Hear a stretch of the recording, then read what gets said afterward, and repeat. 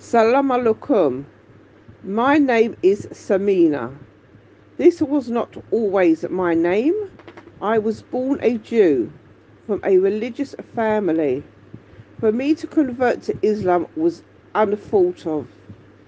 I would never ever have converted to Islam with my past of being in the Israeli army and everything like that. I wasn't in the Israeli army for long due to an incident that happened that they did not agree with me because I helped an Islamic man and picked up his Quran. So I decided to leave the army.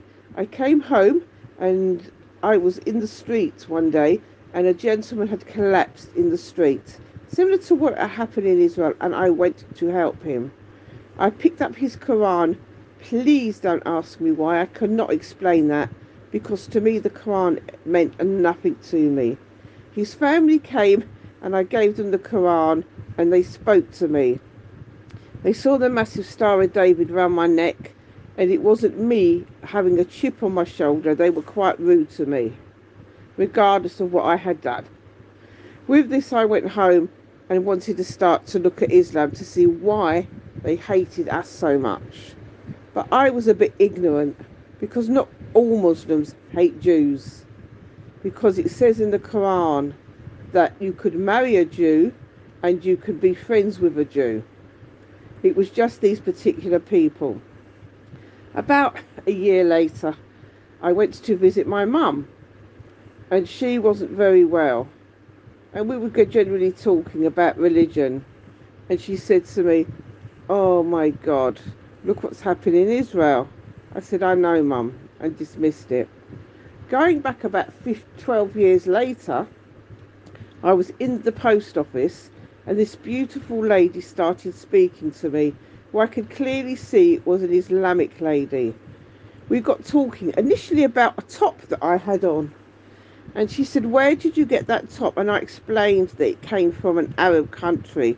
And she said, "Oh, it's beautiful." Why I said that, I don't know. It was irrelevant where this top came from. But I had a massive Star of David around my neck.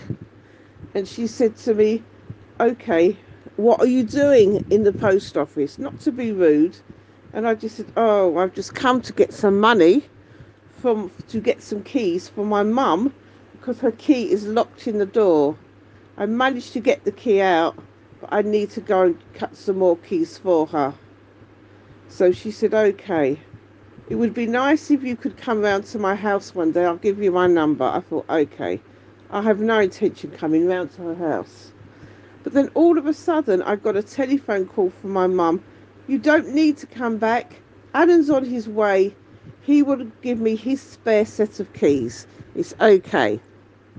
I said, "Okay." With this, the phone was on loudspeaker, and the young lady said, "Well, come to mine now then." I thought, "Oh, no, I can't. I'm sorry." "Oh, just come for a quick cup of tea." I thought, okay. This quick cup of tea ended with talking to the family, and I thought, this lady is determined to convert me, to which I was so wrong. We got talking. I don't think it was even about Islam. It's about me that actually brought the Islam up. And I said to her, "Look, you cannot convert me to Islam. I have my beliefs about Islam.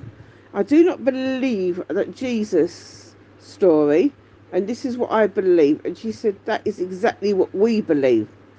I thought to myself, this lady's trying to tell me this when I know quite honestly that is not what you believe, because I had studied Islam before. We got talking, and I said to her, "Look, this is what I believe in Islam, okay?" I said, "Another Messiah came, and that was the final Messiah."